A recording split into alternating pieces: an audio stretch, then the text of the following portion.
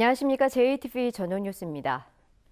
민주평화당이 한국GM 군산공장 폐쇄에 따른 대책을 논의하기 위해 국회 특별위원회를 설치하자고 제안했습니다. 또 지난 9일 한국GM 이사회에서 구조조정 안건에 대해 산업은행이 파견한 사회이사 3명의 기권에 이번과 같은 사태가 빚어졌다며 산업은행을 업무상 배임과 직무유기 혐의로 고발하겠다고 밝혔습니다. 앞서 민주평화당 국회의원들은 한국GM 군산공장을 찾아 노조원들과 간담회를 갖고 대응 방안을 논의했습니다. 장하성 청와대 정책실장이 어제 GM 군산공장 폐쇄 결정을 되돌리기 쉽지 않다고 밝힌 가운데 이낙연 국무총리가 군산공장 정상화에 최대한 노력하겠다고 말했습니다. 전라북도는 송하진 도지사가 이 총리를 만나 군산공장 재가동을 전제로 협상에 임해달라고 요청했고 이 총리가 군산의 동요를 잘 안다면서 이같이 말했다고 밝혔습니다. 이낙연 총리는 모레 오후에 기재부 등 5개 부처 차관들과 함께 군산을 찾아 군산공장 노조와 협력업체 대표들과 간담회를 갖기로 했습니다. 민간 임대아파트의 임대료 인상에 사전신고제가 도입돼 임대사업자의 과도한 임대료 인상에 제동이 걸리게 됐습니다.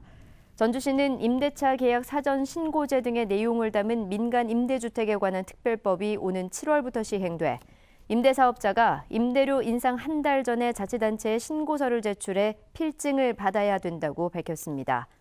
민간 사업자가 필증을 받지 않고 임대료를 올리면 고발 또는 과태료 처분을 받게 됩니다. 이달 초 발표된 초등교원 전보 인사와 관련해 교사들이 인사 참사로 규정하고 교육감의 사과와 인사 담당자 문책을 요구했습니다.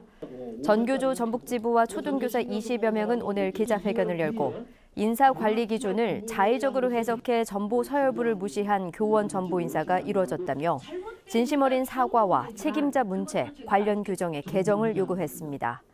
이에 대해 전북교육청은 전주시 장기 근속자 인사와 관련해 사전 통지를 하지 않은 점에 대해서는 실수를 인정하고 관련 규정 개정 작업에 나서겠지만 재인사는 어렵다고 밝혔습니다.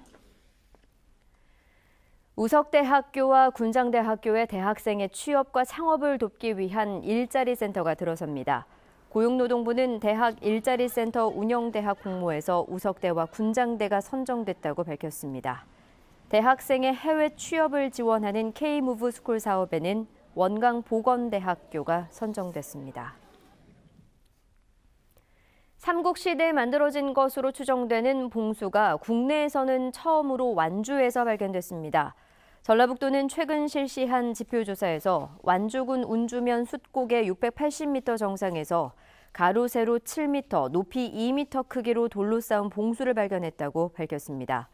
학계는 삼국시대의 전북가야와 백제의 국경을 감시하기 위해 만든 봉수로 추정하고 있고 전라북도는 문화재청에 긴급 발굴 조사를 요청하는 동시에 문화재 지정을 추진하기로 했습니다. 전주지법 제2형사부는 미성년자 의제 강간 등의 혐의로 기소된 1급 지체장애인 30살 A씨에게 징역 2년 6개월을 선고했습니다. 전북의 한 아동센터에서 복지교사로 일하던 A씨는 지난 2014년 당시 초등학교 6학년이던 B양과 성관계를 맺은 뒤 동거하면서 지속적으로 성관계를 강요한 혐의 등으로 기소됐습니다.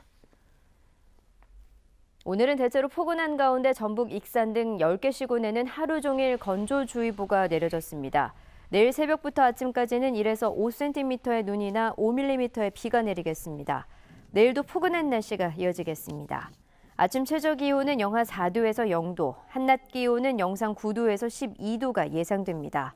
주말에도 큰 추위는 없겠지만 일교차는 10도 이상 크게 벌어져 건강관리에 주의가 필요합니다.